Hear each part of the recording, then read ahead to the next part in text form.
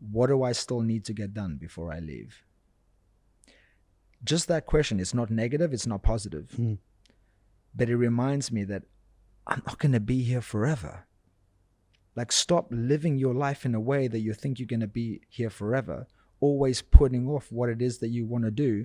And then one day you die, not having really lived because you were always thinking one day. Every time I write out that question, it puts me into action. Not in doing, in being the best human being that I can be. Like, what do I want to get done before I leave this body? And it's temporary. This life is so temporary. And that's why I'm covered in tattoos, man. People are like, man, they're permanent, man. Yeah. I'm like, bro, no, this body is temporary. Yeah. And I'm having fun with it while I'm here. Yeah. It's just a house for a ghost. That's all it is, bro. Like, literally. Like, it's going to go one day. Let's have some fun, man. Honestly, if you told me to get a tattoo of a chipmunk, I'll be like, dude, let's do it. There's a bit on my ass left that needs to be done. Let's get Alvin on there, bro. Yeah.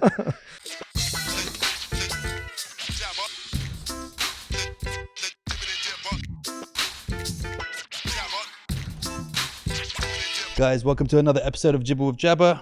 We're back again. Don't forget to go on. I actually forgot what you need to do. Yeah, go onto the VUUZLE.link and you can get all of the extras. Make sure you subscribe to that. Behind the scenes, we're going to carry on doing this episode topless, so you can also watch that for $10 if you want to get that. OnlyFans. Exactly, OnlyFans. Not in this country, but we do it in London. It's a different place. Today I'm joined by, how do you want me to say JP? Yeah, that's good. VP, or do you want me to say the whole Jean-Pierre? It's very French, the name. De Villiers. You know, Jean-Pierre De Villiers is a really cool name. It's a pretty sexy name. It's very common in South Africa. Really? Yeah. Like but lekker. Via lekker, but okay. I went to school with 3 JP De Villiers. Really? Crazy, man. And everyone here in the UK or in Europe or here in the Middle East is like, wow, what a gorgeous name. But everyone just calls me JP. Though. I can imagine, like, you're speaking to a girl, really romantic. So what's your name? It's like, Enchanté. Enchanté, Jean-Paul De Villiers. It suits my face, doesn't it? It does, Gorgeous. But then you're in South Africa and they're like, what's your name? You're like, Jean-Pierre. All right, I know what your surname is. It's already like, I've heard it all before. Dude, it's an absolute pleasure to have you here. And thank you for taking out the time to come on the show and spread the love and share the knowledge and everything. Thanks for having me, man. No, man. Thanks for the chauffeur drive here. The pleasure is all mine. Classy. Well, look, De Villiers needs to be driven in style, right? I can't bring you anywhere. Yeah, it was awesome. Just for the viewers who don't know you, a quick introduction on how you would introduce yourself. So I'm all about mindset, resilience, and tapping into untapped inner resources. I grew up in Cape Town, South Africa. First 20 years of my life, I lived there. Then I moved to the UK and spent the last half of my life in the UK, 20 to 40. I have had to, through not my own choice, I've had to be very resilient in my life for many reasons, from my upbringing to hitting rock bottom at 23, to going through some stuff in my mid-20s and still processing things from my past. So at 23 years old, I started learning, how can we be stronger? How can we be more certain? How can we have more energy? And decision by decision, I just started getting my life better.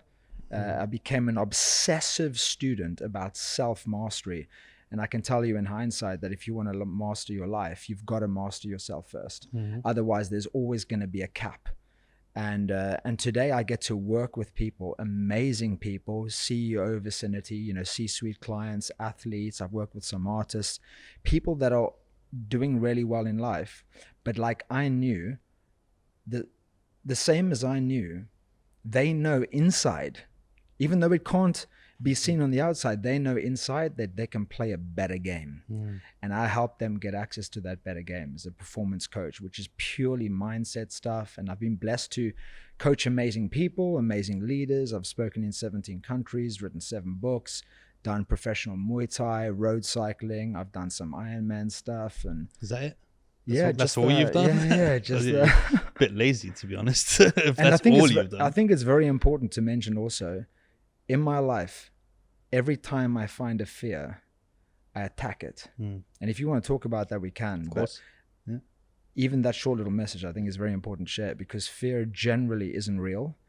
it's created by some experience, some role model, or some moment of intensity in our life. And if you want to uncap your full potential, you have to remove that fear. So as soon as I find something that I know I'm afraid of, I'm like, let's go, baby. And you go back and find out, you'll be like, let me actually do some internal research and find out where that fear came from. Good point. Because you can't necessarily attack something you can't see, you know? Well, yeah, you can still attack it, but it helps to let it go. To know where, or at least to know where, I mean, basically take it from the roots, right? So exactly. You can keep trimming the leaves, but unless you pull those roots out, then it's just going to keep growing back in different ways. Or bro, that's so well put. You can keep ripping a plant out off the surface, or what you see on the surface, but if you don't get to the roots, it's just going to keep coming back. And you can find that in JP's 8th book, which will be in the preface there. My 8th book will be called Hit and Run. Right, exactly. That's another story. We're going to get to that. But I want to know, what makes a 23-year-old want to search internally? Because most 23-year-olds are not at that stage of life, or even care. And a lot of them aren't even aware they're alive yet, to be honest. They're still kind of living in the matrix and doing every day as it just rolls. No goals, aren't really externally aware or self-aware of themselves as an entity, as a being, as a vibration, or anything like that. So what makes a 23-year-old go, hold on a minute, something's wrong? Because that's not common. First of all, I appreciate the question, and you're totally right. I agree. Right? People are just having fun at 23 years old. But because of how I grew up, lack of certainty, lack of safety, my father trying to commit suicide all the time, taking his life when I was 13, and moving around. And as a result of all of this uncertainty, I was hiding away a lot from bullies, from life, from experiences that I didn't like. And it forced me to go inward. So I became incredibly self-aware. I became very good at being an observer, including not just observing the outside, but observing myself and my thoughts and my feelings and emotions. So at 23 years old, having moved to the UK at 20, on my own, on a plane for the first time, by 23 years old, from 20 to 23, where I ended up, I had no one to blame. I got on that plane, and decision by decision, I'd got my life wrong. And at 23 years old, you know that Albert Einstein quote, doing the same thing over and over again and expecting a different result is insanity. I realized at 23, with my own awareness, that I couldn't expect something different if I kept doing what I was doing. And because I lacked growing up, my vision or my view of success was, if failure or not being successful or not being popular is not having, then success is having and consuming. So my view of success became consume whatever you can. So at 23 years old, I became a rock star. I created myself to be a rock star. I was a full-time DJ, DJing in London, and then started going on to like Scotland and then Europe. And it was New Year's Eve, and I was DJing in Riga, Latvia. And that night I consumed everything. Girls kissing me in the DJ booth, guys giving me drugs, doing my own drugs in the VIP room, my own waitress. Like I said, I was a rock star. But then when you're consuming all of those things, it feels amazing. And then when you go home to your hotel room or you go back to your hotel room, all of that shit isn't there anymore. You know, the lights disappear, temporary endorphins, the friends disappear, the drugs, you have no drugs left. And I just felt horrible, bro. I felt empty. I felt like there has to be more to life than just consumption, because I was consuming everything and I wasn't happy with my life. And in that moment, there's this saying, change or transformation always comes from pain or pleasure. Most of the time it's pain. I've had enough. And in that moment, I remembered 10 years back when I was 13, and I remembered my father taking his life, driving to the beach, gassing himself in his car, watching the sun come up with a case of beers. He had enough. And I recognize, oh my goodness, my father, because of his own trauma and lack and his mother abandoning him at 5 years old, he was doing the same stuff. Repeating the cycle. And I was repeating the cycle. And in that moment, I just knew if I don't change now, then things aren't going to change and I'm in for trouble. So I went back to the UK and I just sought help. I sought help. And still to this day, I'm talking about get around the right people, get around the right people. I asked a friend for help. I got a mentor. I got a coach. I started going to events.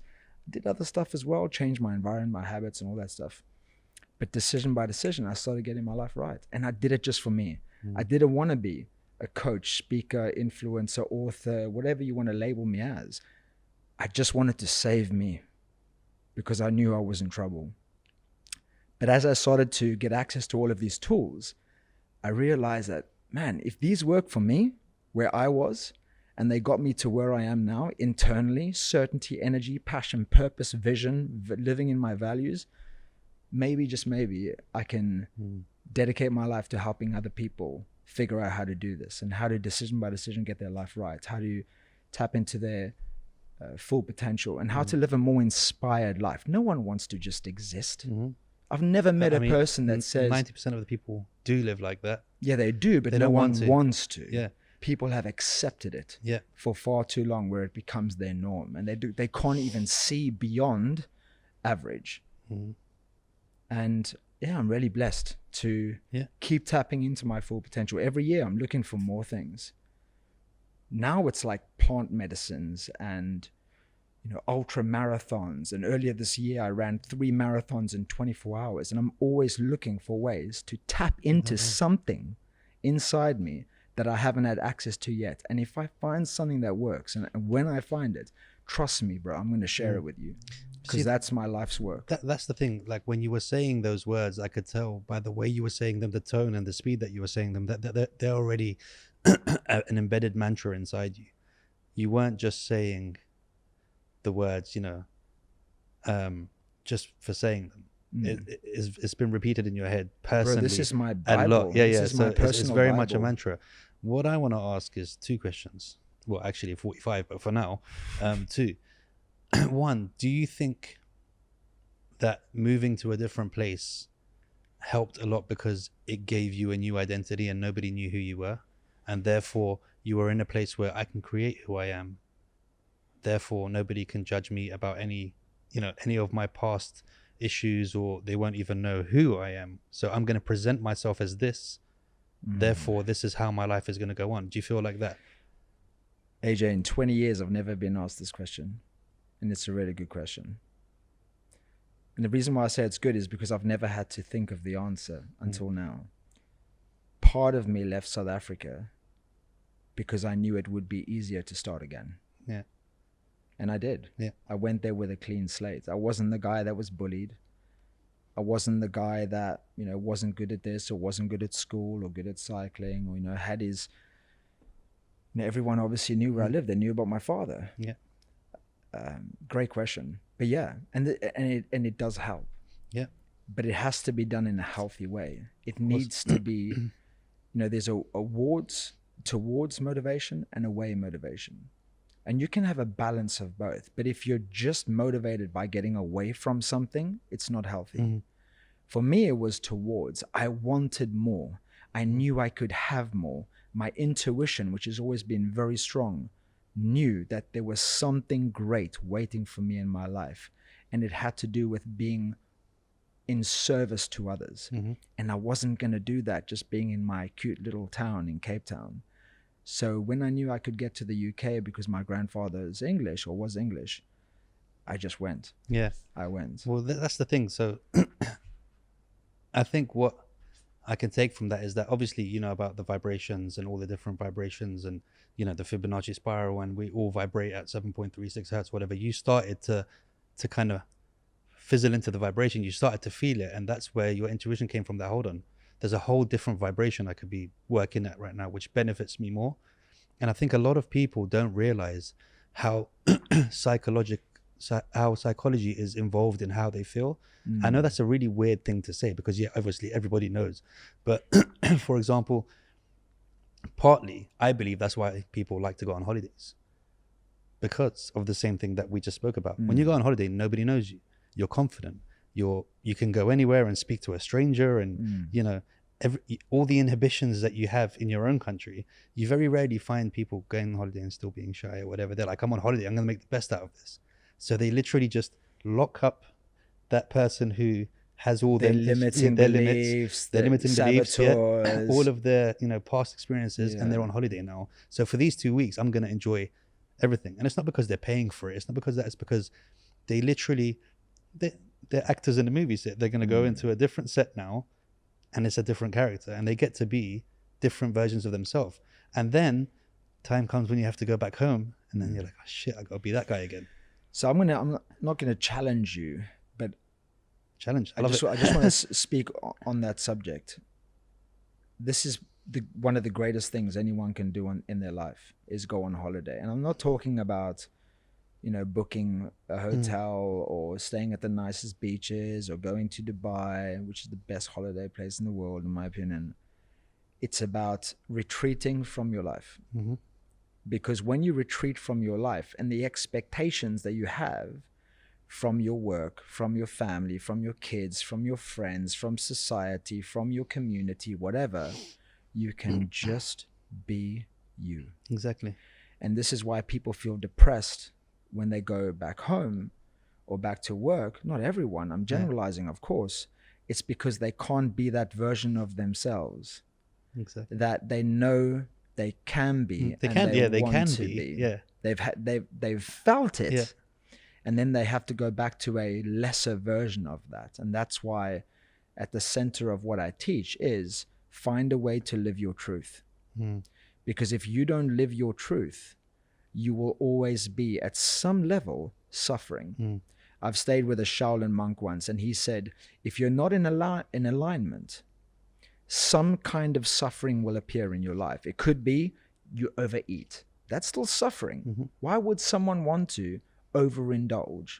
It's not good for you. It could be bad habits. It could be negative self-talk. It could be visualizing the world in a negative place. So it could be drugs, alcohol, cigarettes, etc. Women, everything.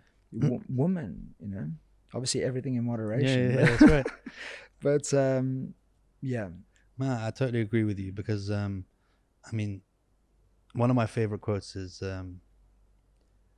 most men live lives of quiet desperation and go to the grave with the song still in them. And that's like so deep. Doesn't, on the surface it's not, but when you start breaking it down, as in all of the issues that a man has to worry about, and and a lot of people think, oh, you're a man, get over it, just brush it off, and you can be a man kind of thing.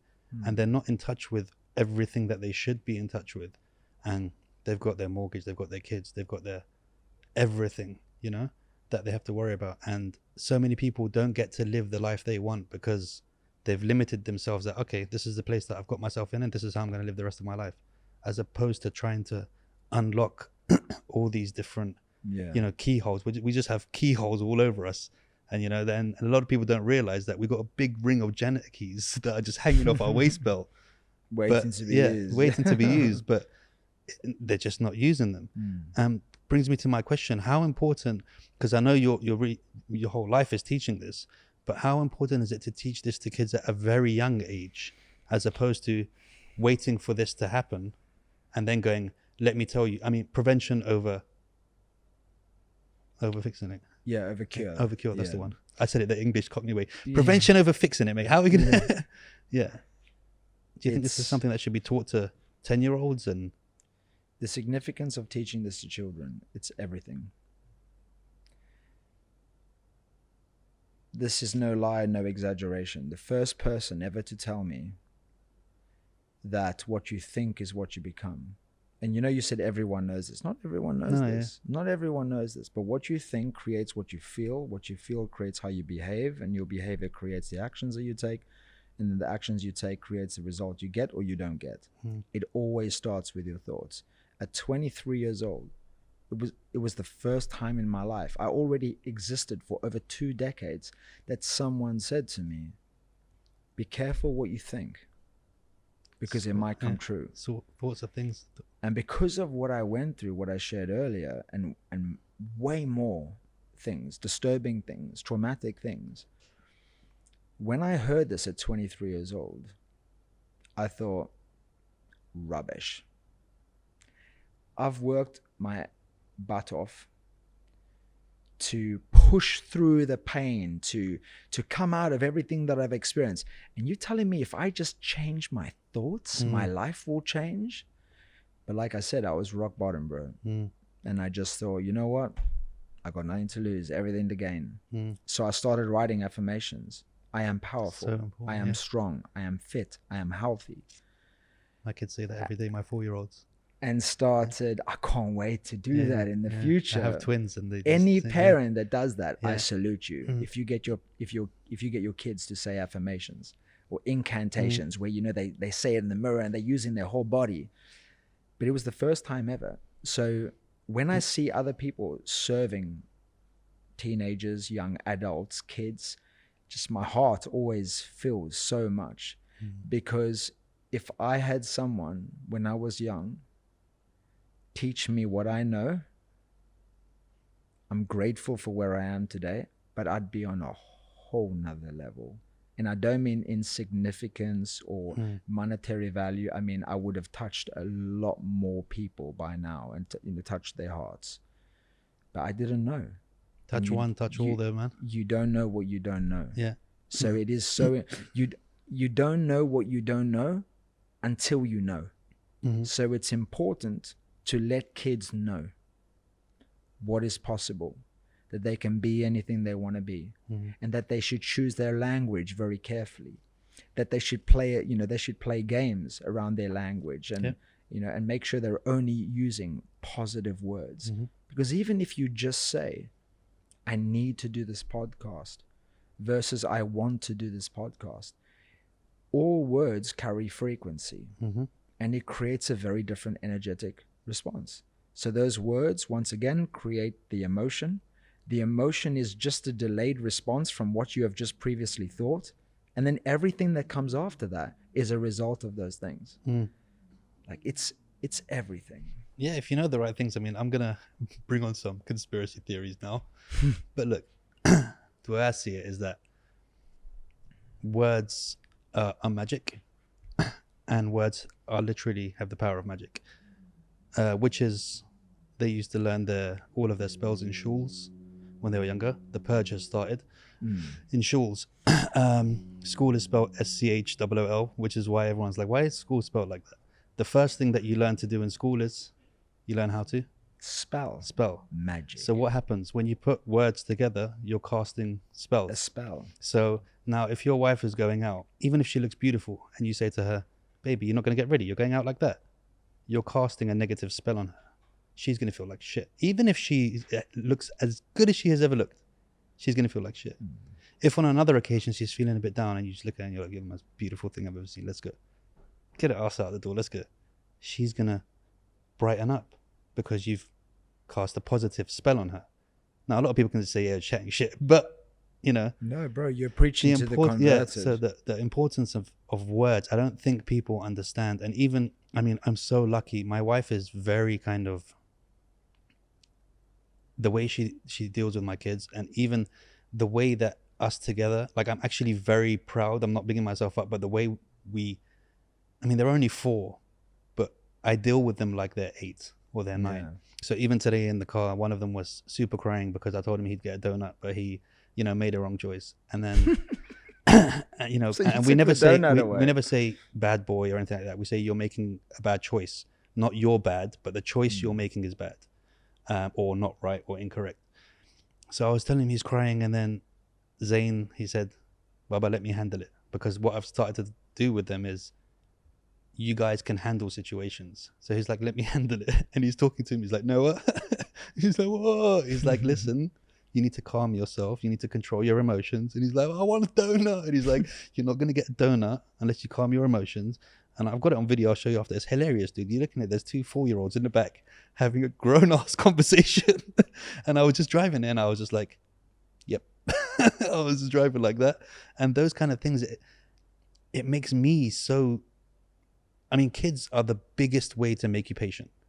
Like, I realize patience, especially with twins, in a way where I've had to catch myself. But where you usually get like you'd want to be, just get in the car, I don't have time for this.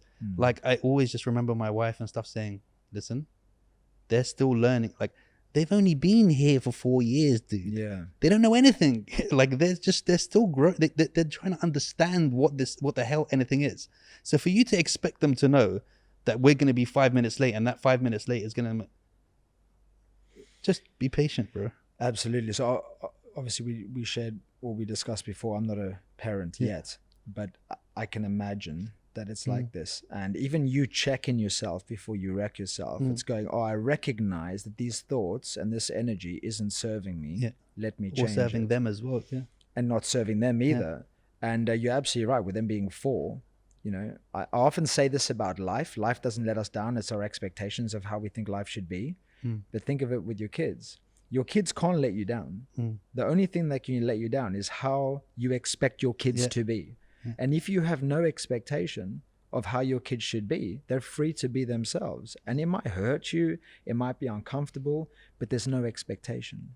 Exactly. And this is what causes so much. Look, I work in performance psychology. I'm always looking for ways for people to be better by changing the way they think and just removing your expectations of how your kids should be behaving, how this podcast should go, how the weather should be.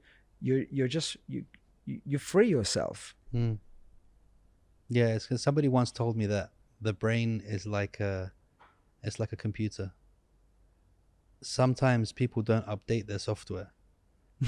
And they stay on the same crappy software that they should have updated 4 years ago. So what's happening is they're not getting the new, easier way of dealing with these things. So what they need to do is they need to do a software reset and take out all the old-fashioned stuff. They're all running the stuff old that's programs. all the stuff that is been passed on to them that isn't either relevant to them or relevant to the time we live in, or do you know what I mean? So people need to kind of like do a general, software evaluation of what am I running on right now? Why am I running on 2.0 when there's 9.6 out? And I'm glad you touched on this, because this is so important. Like, life doesn't work like this, like a line going up. It doesn't work like a road from A to B. For me, and other people are free to disagree, it's about levels. Kind of like, I'm old school, right? Like Donkey Kong or something. Like you go up to the next level. And let's use a what would you call it, an arcade game or whatever, where you're going up to the next level. What worked at level 3 doesn't work at level 4. It's a different style of fighter. You can't use level 3 at level 7. And in life, we need to understand, accept, acknowledge, and take responsibility for the fact that if we want to move to the next level, we can't take everything with us from this level. Because if you think as you are, you can have more money, more wealth, more success, better happiness, better relationships, why are you not there already? You have to leave a part of you behind. And it's called dying to yourself. Are you prepared to die to yourself and say, hey, you've served me for a long time. Thank you, but no thank you. I'm done. And sometimes that's letting go of inner stuff. And sometimes it's letting go of outer stuff, including relationships. Yeah, it's a bonsai tree. Sometimes you need to cut those bad branches off for it to keep growing, right? And even the thing is... I like that. Yeah, I'm just... some strange things come to my head. But even like you were saying, you're not... By doing the same thing, you're not going to get to the next level unless you learn something new. Like once you realize, oh, okay, there's that little road that I'll go this way, and now I'm on the next level. But if you keep taking the same attacking form, and you're like, all right, I've lost this 10 times now. I need to figure out a new kick or a new punch. It's not going to work against this boss, So you have to kind of like learn something new to keep going on all the levels.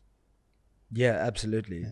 And I was chatting to someone yesterday, and we were talking about people going to seminars and stuff, right? And people go, oh, I'm going to learn that new thing. I'm going to learn that new thing. But I don't know if you've gone into like the personal development world. A lot of people go from course to course, seminar to seminar, program to program, coaching to coaching. And they keep looking at what I need to learn, like you just said. But the reason why they're not able to tap into the knowledge that they've been given is because they haven't applied it. unlearned. Yeah. No, they haven't unlearned Okay. what they need to unlearn. Yeah. You see, I got to give a plug to Matt Haycox, right, who introduced us. Matt's done very well in the business world, extremely well. And he can sit down and give you plans, formulas, recipes.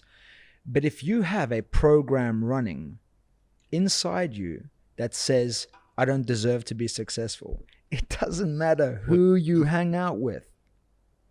You have to unlearn what you need to unlearn before you can learn what you need to learn to move forward. And that's what most people don't look at. Because why? It's scary. Yeah, it's scary because, I mean, this is something that I had to battle with a long time. So I was lucky enough to grow up quite quick, mentally and physically. I'm 5'1", but I don't mean because of I think when I was very young, I just decided if I've seen someone do it, I can do it. Like I never feared anything. So I was very talented. I'd pick up sports very quickly and become very good at them. And then I'd get good at them. This is the downside. I'd get so good so quick that I would never stick to anything because I'd be like, all right, let me try something new now. Do you know what I mean? And I think the problem with people like that is that when I find something very passionate sometimes, or when I did, there would be a fear of accountability that would stop me from going all out, because I would be like, if I do this, I'm going to have to keep doing it. So sometimes I'd back off from that because I'd be like, nah, I'm not ready to be accountable for this and let it be the thing that I do. Does that make any sense at all? Yeah. So I think what you're saying is if you kept doing it, you'd have to stick it out. Yeah. So you give it a go and then you move on to the next thing. Yeah. So what's the fear around, let's say, like, what are you most passionate about right now? Right now, the podcast and the other stuff, which is just... So let's just choose one. Yeah, the podcast. The podcast. But this one I have no fears with at all, strangely enough. I think I stopped that a while ago. Is there anything else that you're afraid of going all in on? At the moment, no. I think I decided... I mean, this is really funny. I have a picture of a grave, an empty grave in my phone, in my favorites. Powerful. And it's just there. No matter what happens in my life, I'll have a look at it and I'll be like, worse things could be happening. Do you know what I mean? I could be there. There could be, I could never see my kids again. I could never wake up and smile and tell my kids I love them. Like these important things that I could never see another tree again. I could never just see a random duck quacking past me, finding it hilarious. Like these kind of things. I'm very simple. Like I'm very kind of like, into nature. So ever since I started doing that, nothing bothers me, nothing phases me. Not in a way where... So it was more of a past thing. Yeah. It was more of a past thing, and I was just like for me, that's when I look at that picture, and I do it quite regularly because I'm very aware of death, and not in a negative way, not in a I'm scared or whatever, just in a, I think the awareness of it made me more powerful. AJ, death is powerful, man. Yeah. I was faced with my own mortality just over 2 years ago. And I remember recovering in hospital thinking and laughing, thinking, isn't it funny that it takes death to remind us of life? To create life, yeah. Like, why does it have to take death? But death is very powerful. It can be incredibly motivating. I journal a lot. One of my like non-negotiable habits, rituals that are sacred to me. I love to write every day. Just what's in my head, what's in my heart, what my spirit is feeling, what my intuition is telling me. And sometimes I journal on this one question. I was sharing it with someone walking on JBR Beach yesterday. What do I still need to get done before I leave? Just that question. It's not negative. It's not positive. But it reminds me that I'm not going to be here forever. Like, stop living your life in a way that you think you're going to be here forever, always putting off what it is that you want to do. And then one day you die, not having really lived because you were always thinking one day. Every time I write out that question, it puts me into action. not in doing, in being the best human being that I can be. Like, what do I want to get done before I leave this body? And it's temporary. This life is so temporary. And that's why I'm covered in tattoos, man. People are like, man, they're permanent, man. Yeah. I'm like, bro, no, this body is temporary. Yeah. And I'm having fun with it while I'm here. Yeah. It's just a house for a ghost. That's all it is, bro. Like, literally. Like, it's going to go one day. Let's have some fun, man. Honestly, if you told me to get a tattoo of a chipmunk, I'll be like, dude, let's do it. There's a bit on my ass left that needs to be done. Let's get Alvin on there, bro. Yeah. How important is it? How important are the people that you surround yourself with? I mean, there's a very old Arab saying that says, show me 5 of your friends and I'll tell you who you are. I don't even have to meet you. Just show me your 5 closest friends and I'll tell you what kind of person you are. So how important do you feel like the people you surround yourself with is? Well, when it comes to, look, I coach people in body mastery, physical self-mastery. I coach people in spiritual mastery, spiritual fitness, so that you have more courage, more faith, more gratitude, more mindfulness. And when it comes to mind mastery, right up there at the top, like the 5 pillars on what I teach, is get yourself around the right people, because energy is contagious. Getting around people is not enough, because if you don't, I'm going to quote Albert Einstein again, match the frequency of the reality that you want, and you cannot help but get it. And I'll say that again, but in 2 halves. Match the frequency of what you want. So what do you want? Match that. Get around that. And you cannot help but get it. This is the power of proximity, as Tony Robbins would say. If you get around the right people, and when you do, eventually they will rub off on you. But it's not it's like gravity. It's not, oh, when you get around the right people, this law is consistent throughout. So get around the right people, they'll rub off on you. Get around the wrong people, they'll rub off on you. It's easy to, and this is not a judgmental comment. It sounds cool. It's easy to win when you were winners. It's easy to lose when you surround yourself with losers, because they will rub off on you. Their mentality, their habits, their gossiping, their complaining, their misery eventually will rub off on you. And one day you'll wake up, hopefully not too late, and you will just go, man, who have I become? But if you pay attention to this area of getting around the right people, hopefully you'll wake up one day and say, wow, who have I become? What I've become. Look who I have become. I was 35 years old, 6 years ago. I was walking through London. Once again, I told you, I've always been very self-aware, very observational of what's going on. And I was looking at my life and feeling my life walking through London. I was walking to a meeting and I was thinking, man, from where I came from, I'm so grateful for everything that I've achieved. And I was still getting lots of stuff wrong, trust me, but I was very grateful. And I thought, above everything in my life, what has been the most significant tool for changing the trajectory of my life? And it was who I chose to invest my time and my life in and my energy in. And still to this day, it means everything to me. Dude, that's amazing. And I love the way you put it as well. It's because it's true. Like, people don't understand how much energy affects them from other people. Like, there could be situations where there's 4 guys who are friends. They're fighting with 2 guys in the street. The other 5th friend comes from them and he's like, what's going on? What's going on? He sees they're fighting. He's like, all right. And he starts punching them all up.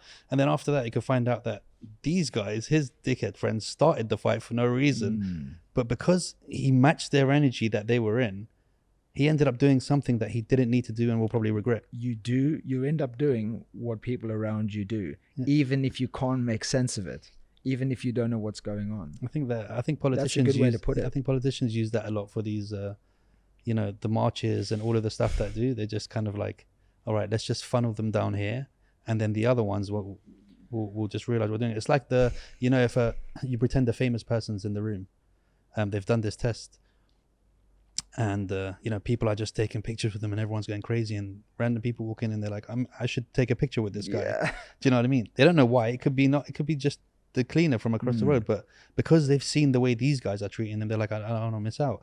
I once saw something really cool as well. It was a dentist area. Okay, so what they had one woman who was in on the prank. She was there first. So basically, this would fill up this room. And what happened is every time the bell went off, she would stand up. Okay, and then sit down. Just stand up and sit down. I think And I've then, seen this. after 2 or 3 minutes, Just the next person stood up. So funny. Yeah, and then again, the 3 people were in there, 4 people, and by the end of it, there was 8 people standing up in the bell. They didn't know why, no idea why, but they knew that they didn't want to be the person who didn't stand up, because then they were the odd one out over and over again. So people have that fear of being the odd one out, or the one that's not accepted by society. AJ, I play a game, and I'm sure it happens in many countries, but I play a game when I'm home in the UK. On the highways, as you know, we have the big service stations. You pull your car off the highway, you go to the what are they called? Like, where there's lots The of service stations, with service, all the food and the shops and stuff, and there's always like big sliding doors. So many times, I'll see a queue of people walking through one double set of doors. Yeah. And I'll look just to the right or just to the left, and I'll see another door, and no one's walking through it. At least 5 times, right? That's being modest and trying to be as accurate as possible. At least 5 times, I've stood in a queue, waiting to go through a door, and then just gone, what? There's another door over there. And just walked through the door and looked back at the people in the queue, being like, there's another door here. Like, you don't have to do what everyone else is doing. Yeah. Pay attention. Don't do what everyone else does, because if you do, you'll get the same result. You'll get through at the same time. And that's really, let's bring that now into a metaphor for life. If you move in the same way as everyone else, you'll get there in the same time. Yeah, same pace, yeah. Same pace. You'll have the same experience. Live your life outside of the box. Be resourceful. And being resourceful comes down to our inner game. Do we see, when we look at a whole bunch of letters, I can't show the visual here, obviously.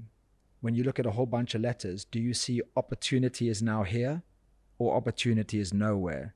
It's the same spelling. And that's just the gaps in the... Yeah, just the gaps. Yeah. Mind the gap. Yeah, exactly.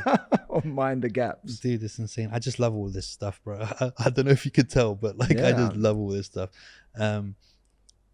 Let's go back to your incident that led you to go to the hospital. What happened there? So I had built up my career as a coach, speaker, athlete. 2019, I was doing some boxing. I was doing some cycling. I was raising money for charity, coaching my clients, running events, seminars, courses, all this stuff. And for my private clients that usually are senior leaders, like I said before, CEO, etc., business owners, I choose stretch goals, which that book is about, spiritual fitness. Nice. It's about the importance of stretching yourself every year to a place where if you achieve this goal, there's no way you can be the same person. Now, whether that's, I've done that with people. Some of my clients have signed up to a charity boxing match, and they know if I get the courage to do this, my life will never be the same. And this particular client wanted to cycle the length of the UK. It's called the End-to-End Challenge, and it was John O'Groats to Land's End, north to the south of the UK. It went amazing. We had a backup vehicle, support team, everything. Day 8, almost finished. I was going downhill and I was hit head on by a drunk 4 times over the limit, already disqualified from driving, uninsured driver, left for dead on the side of the road in a hit and run collision, literally left me for dead. I have post-traumatic amnesia. I have zero memory of the accident. But what I do know is, from all the stories and everything and all the amazing people that were there, is I was found almost hanging off the side of the hill, mountain, whatever you want to call it. And I was just wedged between a barrier and a tree. My right leg was wrapped behind my body. Left leg was, all the bones here in my left shin were broken, arm wrapped around. punctured lung, bowel trauma, heart trauma. Long story made very short, I was very lucky, very, very lucky to be alive. Airlifted to hospital in a helicopter, 2 weeks in intensive care, 7 weeks in hospital. I've got metal rods in the middle of my bones. I've got metal plates and screws, and that still bother me to this day. I was training with Jaguar this morning. I was just going to say, that's why his arms are always hurting after he does the pads. It's the metal rods that you keep hitting him with. Honestly, dude, I almost like was in tears this morning because I just felt so much pain. And just for a moment, I just felt sorry for myself in a moment. And then I used one of my own tools in mind mastery, which is create powerful meanings. And I said, right, I'm suffering right now. My bones, every time I would jab, it was like shock just going through all the metal work. And I was like, what does this mean? Well, if I can keep working on that jab, one day I'll be better, and it will be a crazy, inspiring story to have got through all of this. Anyway, so yeah, it was a life-changing accident. It's the most horrible thing I've ever been through, the most toughest thing I've ever been through, that my wife's ever been through, but it was one of the greatest things that's ever happened to me in my life. A lot of people say that.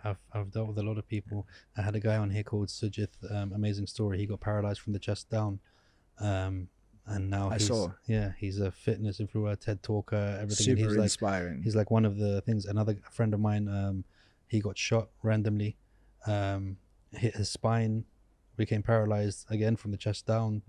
They told him he'd never walk again. Taught himself how to walk. Now he walks with a crutch, and he does, again, fitness, motivation. He said, the man I am now is not the man that I was before. How did you found the person that did it? Yeah, they found him, yeah. Okay. Stumbling along the road. When did you forgive him in your head? Well, because I know you have. Great question. When I came to properly in intensive care, it was like day 10, day 11. This is when I could start to, because I was in and out, but it was only then that I could start to actually realize what had happened and start to have conversations. And from that moment, I never blamed the driver from that moment. And all year, I just sent love to the guy because he was an elderly man. Obviously, he has a drinking problem. So he's suffering for a reason.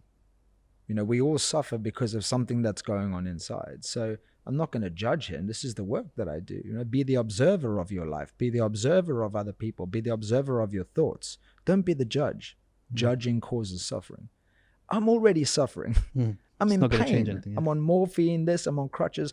Why do I want to add more suffering anyway? So I just told myself I forgave him the whole time. Around a year later, the court case happened. And they said, look, do you want to come to court or not? I said, yes, I want to go to court.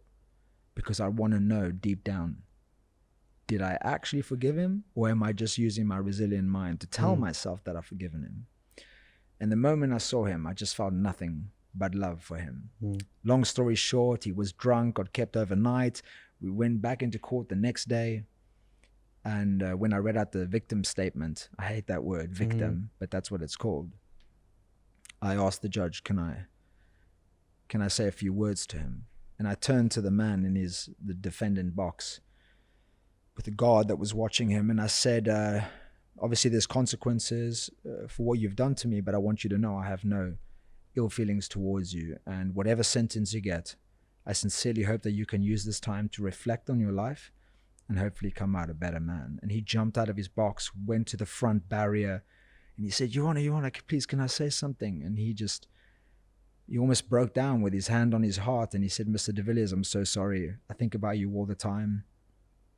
I wish it was me. I wish it wasn't you. I'm sorry that I've caused you this pain in your family.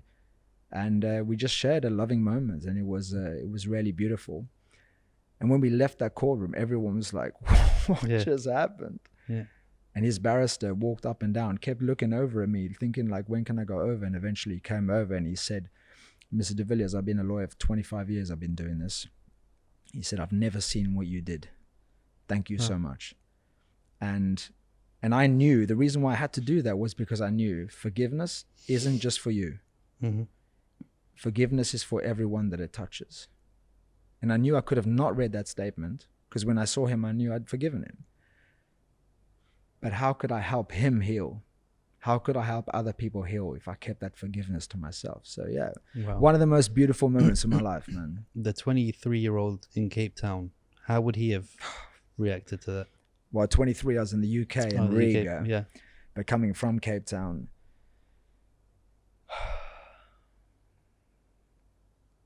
I'd just be really proud, man.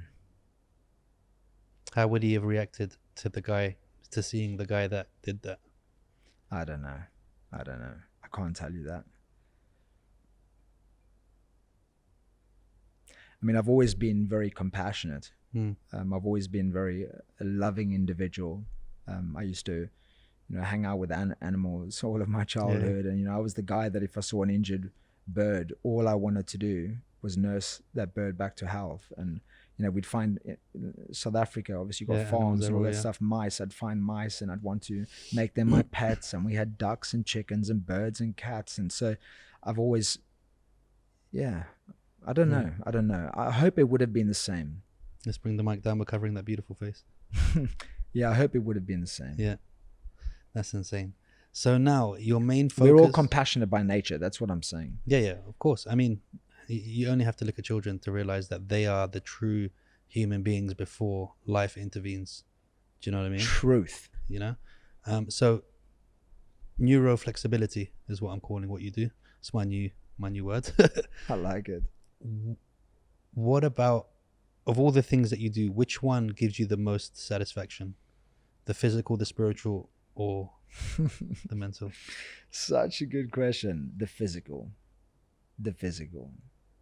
And that's why I wrote that book, Spiritual Discuss. Fitness. Because I said this, I think I said it to Matt the other day. We were talking about someone else. But if you think fitness is about fitness, you've seriously missed the point. Yeah. When you push yourself outside your comfort zone, when you embrace the unknown, when you push yourself beyond what you think you can currently do, there is an intervention, there is a personal transformation. You become more than you are. And this is why people become addicted to things like ultra marathons, ultra triathlons, because it's incredibly painful. And when you push yourself to that barrier and then willingly, courageously go beyond that barrier, you cannot return to the person that you used to be. So although you cannot change your life without doing spiritual work, as in like you need to heal your inner self. You can have a powerful, resilient mindset and still be suffering inside your heart. You can have an amazing body and still be depressed. Or suffer from ego, which is even worse. Or suffer from ego. And that, that is definitely suffering. But if you haven't healed the inside, you'll always be looking to chase something, achieve something, and never to just be. You'll always be a human doing. Instead of a human being. Rather than a human being. When you've healed the inside, you're as happy now as you are in pursuing your goals, dreams, and visions. I totally agree with you. But so yes, you have to do that. You have to. And I only know that now in hindsight, right? Doing all this work for many years. I started in the physical. Also, to get you to work on the physical and sustain physical transformation, to get you to heal yourself, you need to be able to go here to your program, to your mind muscle. So that's incredibly important. You can't not pay attention to what you're thinking. You cannot, and expect to live your greatest existence. But my favorite is the physical element, because one, it's in my values. Two, it's easily accessible. Whether you want to go for a run on the beach, whether you want to, do 100 burpees or 1,000 burpees, whatever is uncomfortable for you, whether it's, step into the boxing ring or Jaguar for the, the first time doing proper Muay Thai, or one of the first times doing Muay Thai after your accident. It's easy in fitness to find your discomfort zone. And in that discomfort zone is where magic happens. That's where magic happens. That's why I like the dark. That's where the light is. For sure. And also fitness, what people don't realize is how a lot of people are very self-conscious of the outside. And because they're not where they want to be on the outside, they can't satisfy the inside or work on the inside. So what happens is while they're getting better on the outside, they then start to appreciate the way they look, which makes them feel more confident, which makes them ready to tackle different things mentally and spiritually. And I don't think people understand how important movement is. I mean, look, if we weren't supposed to move, we wouldn't have had joints. As simple as that. I like that. You know? Simple and funny. It's as simple as that. We wouldn't have had joints. We would just be straight things that just sit there and potate, you know? Everything that does anything. All animals move to survive. Water, clouds, Yeah. the sun. Yeah, more than animals, actually. Everything. I mean, look, if we really want to go deep, nothing is a solid. Okay? This couch, this, nothing is a solid. It's vibrating at a certain speed to make it seem solid. So even the cells are moving. Everything's always Everything moving. is always moving. So if you're not moving, what does that mean? It means death. You're dying. Yeah. And that's why you die, because things stop moving. One of my clients had a very, very stressful week the last week because of amazing things. Like his business is just exploding. And I just sent him a message. He sent me a message saying, I'm mentally exhausted. And I said, look, I know you're doing your best, but sometimes with tunnel vision, we just need to be reminded of things that maybe we've just forgotten about. I said, you've got all yang right now, right? The power, energy. I said, where's the yin? I said, in the last 7 days, have you stretched, done yoga, breath work, grounding, as in just put your feet on the grass, done anything like that? I think it's very And important. he said, not a thing. He said, I'm doing it right now. He sent me a picture straight afterwards, just looking vibrant, alive, vital. And he said, I feel so much better. All he did was shift his energy. Nothing has changed. He's at home with his family. That's not changed. His home hasn't changed. His work commitments hasn't changed. But he changed because he moved himself. He committed to changing his own energy. And whatever you do on the inside starts to show up on the outside. Hey, like you mentioned, sometimes it doesn't come straight away. But I truly believe this, that if you move and you consistently keep showing up, eventually life will catch up. Eventually. Remove the expectation once again. Oh, it didn't happen in 4 weeks. It didn't happen in 8 weeks. Keep doing it. Remember, for us to learn something new or achieve something new, we have to unlearn what we've been holding on to. And you can't be a overeater for 30 years and say, was the 3-month program not worked? Come on, really? I'm not a magician. People say the same. They'd be like, oh, why am I, because I've done my master's in sports science and, my level 3, 4, and 5 and GP referral and all that stuff. I'd get people coming up to me and they'd be like, oh, it's been a month and I'm still weighing this much. I'm like, how long did it take you to get to 18 kilos extra? And he'd be like, oh, I've been like this for it took me about 15 years. And I'm like, so you want me to delete 15 years worth of you trying of your training to get fat in 2 months? Like, calm down, relax. Yeah, truth. Don't look at this. Sometimes the goal is a bad thing when it comes to fitness, because people set their goals and their expectations way too early. So goals and expectations versus intentions. Let me just speak to that for a second. Set an intention, but have no expectation around the result. For example, Dr. Wayne Dyer. Do you know Wayne Dyer? No. Man, amazing spiritual teacher. He passed a few years ago, but amazing. And actually, one of my favorite quotes from him, you mentioned something similar before, is he said, don't die with your music still inside you. Wow. And he says, you can, like, if you're really driven, you're going to say, like, if I can do this, I will do this. And if I will do this, I must do this. He says, you should add in one more. If I can, I will. If I will, I must. But if I can't right now, that's okay. Yeah, exactly. That's so like, just chill, baby. important. Just chill. Yeah, that's so important. Everything happens when it's meant to happen. And if it doesn't happen now, it's because it wasn't meant to happen right now. Yeah. Who are you? Are you God? Yeah, exactly. I mean, in a way, we're all God. We're all God, yeah. But you're not, the whole universe doesn't revolve around you. You get what I'm saying? Yeah, I know exactly what you're saying. And even I feel like fashion ruined us, bro. You feel like what? Fashion ruined us as human beings.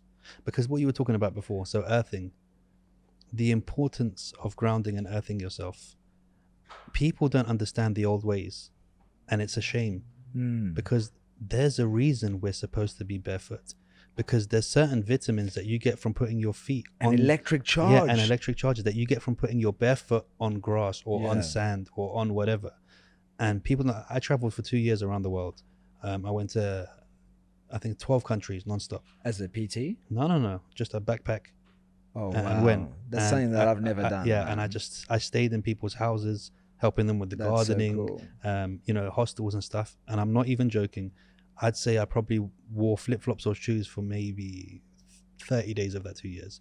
I was barefoot everywhere, walking in the streets You of were- Rio, everywhere. You were connected. Yeah, man. yeah. Like I wanted to be. I also, funny fact, time traveled. So that's something that's pretty cool. I left New Zealand on a Wednesday and I landed in Chile on a Tuesday. So I was like, where are I've we got going that- with no, no, this? but Are we going woo woo? yeah, no, you know, I've got that in the bag, so I've done Yeah. that. Don't get me started on what's it called? Woo woo.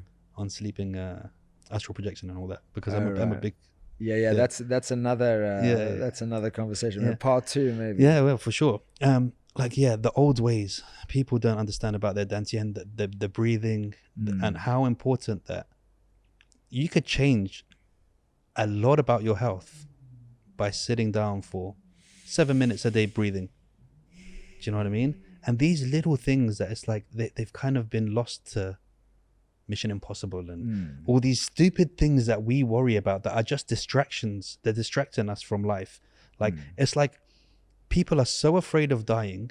They created a film industry, they created fashion, they created all this stuff just to stop people from being aware of their eventuality, their mortality. That's how I feel about it. I feel like these things were created to just soften the blow for those who are fearful. You know, let the time pass. You know, don't let them think about it, because I think about death every day. Yeah. Every single day I think about death. And again, not in a negative way, just in a, because the more I think about death, the more I love everything that I see, that I smell. You know who else that I hear. think of death? You know who else thinks of death every day? Monks. Yeah. Monks. They're always. I lived and trained with the Shaolin monks. Wow, Yeah, that's yeah, amazing. Yeah. 6 months I was there. I didn't do the whole thing. But yeah. Bro. Head bald, everything. I've bro. done a few weeks, a few months. Bro, where did That's you do it? In Germany. I've done Buddhist centers in UK. I wanted to go to Tibet originally, but they weren't allowing us in there. I want to at go that to, time. there's this place in Thailand, I think it's in Chiang Mai, where you can actually go and live as a monk. And you have to leave all of your stuff as well, all of your phones and laptops and all that. You don't have to live as a monk, but you can go through the ordination process and you can ordain to be a monk and then just go back to your normal life. Bro, the training is hard though. When you do, It's hardcore. bro, like 7K in the morning, then you come and do weapons training. Oh, Then so you have you're a bit talking of a- Shaolin. Yeah, I'm yeah, talking Shaolin. about Buddhist No, monks. no, Yeah. Shaolin. Then you have a bit of rice. So, and then you do the. so I was not- I became fascinated by Shaolin and by living in monasteries when I was in my 20s, and I was training Muay Thai in Thailand at a place called Tiger Muay Thai. Yeah, I know Tiger. Everyone knows Tiger. Yeah. And I met a guy there that came from Hong Kong, and he had just lived for 1 year in a Shaolin temple. Yeah. This guy didn't speak to anyone, man. He's just like this the whole time. It's very strange. And he said it's like crazy and like 2 hours of stretching a day. Yeah. Like it's very strange as well, the mental side of it. Like I know friends of mine who are heavily into martial arts that have gone for years and come back a completely different person. Yeah. Like unrecognizable. So to go back to what we shared before, you know, there's many different ways to stretch yourself. But that's the same thing that I was talking about before. Stretch yourself beyond your comfort zone. And there's no way that you can go to a Shaolin monastery and come out the same. Never. Because you're going to be sitting there every day at some point thinking, I don't want to be here. Even if you leave, even if you're supposed to stay there for 3 months and you leave in 2 weeks, you still come out different, because the person that thought that they could go and handle this, you have to realize, I'm not that person. I'm not as strong as I thought I was. So either way, that stays with you. Yeah, either way, you're coming back different. I climbed Mount Kilimanjaro I with really want Matt to do that. 1 year after my after my accident, after having my legs broken, and the main leader said what you just said. We were about halfway up, maybe 4,000 meters, and I think it's meters, right? 6,000 meters, I think. And he said, whether you get to the top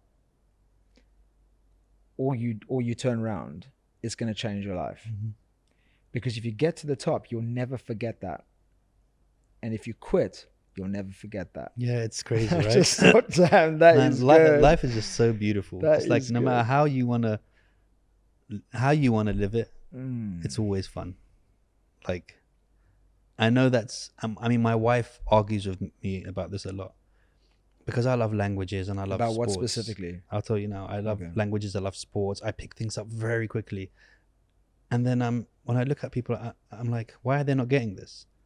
It's very basic. Do the mirroring, learn internally, switch it around in your head and do it this way. Do you know what I mean? I've always been like that. And she's like, all right, but you have to understand that not everyone is like that. So your patience level has to change. And the way you look at people has to change, because some people are very good at certain stuff, some people aren't. But don't expect everyone, because I'm always a person who used to be like, look, there's no such thing as talent. Everyone can do the same thing that everyone can do. Just some people haven't unlocked those channels or those neuromuscular pathways or whatever in their brain or even allowed themselves to be like, I can do anything. I've always been like that. She's like, but no, it's not like that. Some people just can't do it. And I'm like, nope, they're just being lazy, or they're not doing this right. And she's like, right. Well, I have to agree with your wife, man. I agree with both of you. There's certain things that everyone can do, and there's certain things that not everyone can do. Like, I'm never gonna be Usain Bolt. I have metal in my bones. No, but I have legs different. like I have. That's different. But you can train like Usain Bolt and get yourself as fast as your body can physically go. There's a difference between being as fast as Usain Bolt or being as fit and taking your body, because his body's different. So his body can move. He has longer legs. He has whatever. But you can still get yourself to the peak of your body like he's got himself to the peak of his body. I would have said that before the accident. Okay, but that's you have limitations with the bars and stuff now, but the person before the accident could have. So I'm just like, look, I just feel like it's all passion. If you're passionate enough about anything in this world, you'll do it. But not everyone has the same passion for everything. Yeah, that's the point. And passion is not a skill. Yeah, passion is something that you're born with. And I'm just, when you're saying it, is it though? 100%. Yeah, but because through my life, I've been passionate about so many things. So that's called someone that's multi-passionate. This is a thing, right? Some people are passionate about 1, 2, or 3 things. Some people are multi-passionate. And if you're a multi-passionate person like you, and you go, oh man, I should be sticking to one thing, you'll just cause suffering for yourself. My wife, for example, for a long time was like, I need to stick to one thing. And I said, no, you get something called multi-passionate, where you can just float between stuff. Anyway, long story short, she gave herself permission to just accept that this is who she is. Now she's crazy happy. She does comedy skits, candle company, jewelry company, voiceovers, adverts, etc. But when you're saying that, the reason why I said I don't agree is because you can tell I love Einstein, right? Everyone is born a genius, but if you judge a fish on its ability to climb a tree, it'll live its whole life believing it's stupid. And for me, this is what's wrong with the school system. Very powerful. Is you're trying to get many animals and you're saying, right, this year we're going to teach you all how to climb a tree, and you should all know how to climb a tree. And this is when you start, at a very early age, you start dividing human beings. This is where Montessori schools are starting to come in and starting to teach what the kid is passionate about, as opposed to... So they teach them from that creativity and their so passion. Basically, they find out what they're passionate about, and then they drag their curriculum into that. That's a must. And that's the way to do it. Yeah. That's like Elon Musk. He's opened a school. It's got his kids and 20 other kids in it. And he's like, instead of teaching them, this is a wrench, teach them, show them the engine, and tell them this is the tool that takes this apart. So let them learn from the physical of taking the engine apart, but the wrench is not the important. That's just a tool. Do you know what I mean? Learning how to take the engine apart and put it back together, that's the skill. But we're in normal schools teaching them about all these tools that make no sense, that teaches them nothing, you know? Yeah, right. Dude, it's been an absolute pleasure to have you. And I feel like we need 3 more episodes. Bro, so when are you back? We're just getting started. yeah, I know. It was the AC problem, dude. I mean, if this was the evening one, we would have gone on for 3 hours.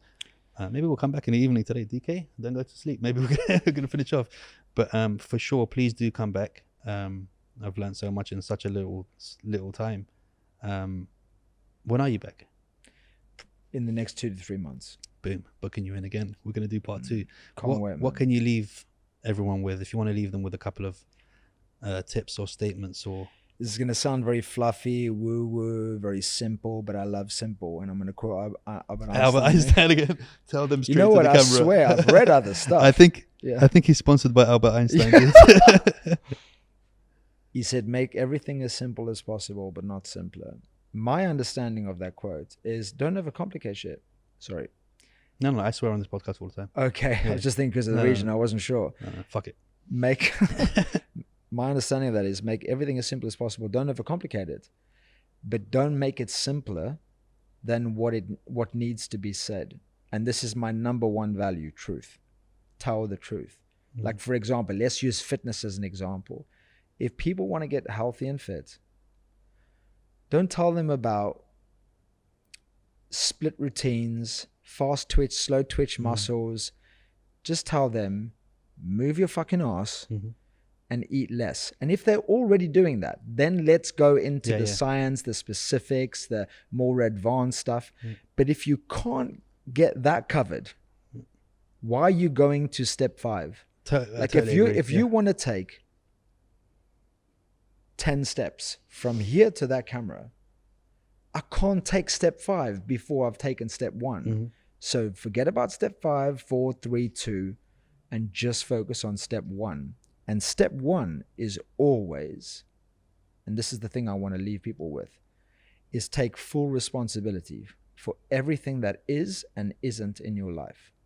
Life owes you nothing. No one's coming to rescue you. There's no magician looking out there to change your life.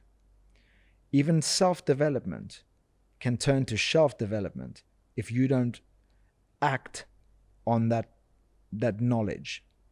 Because awareness, yes, is the first step to changing anything. Like maybe what I'm saying right now, being aware of that personal responsibility. Amazing. Thank you. But that's the first step. The next step is you have to act on that awareness. And then you have to be consistent. You have to be disciplined to do it when you don't feel like doing it. You need to get accountability, and you need to have truth in your life. You have to have truth. If you don't have truth, if you're not living in your truth, you're living a lie to some degree. And truth means being honest with others so that you can live your best life and achieve your goals. Being honest with yourself. And most importantly, the hard part, allowing others to be honest with you. Because if you can't let others be honest with you, you're just lying to yourself and you're living from ego. Wow. Let's book in the next session, please. I can't wait, man. As soon as we can. I love your energy, bro. Thank you so much for having me. Bro. You too. By the way, he has everything he just said, he has tattooed on his back. So if you want the text for that, I'm going to send you the picture. That's just one big PDF. Yeah, exactly. Dude, thank you so much. Guys, don't forget to like and subscribe, and we will catch you again next time. Boom.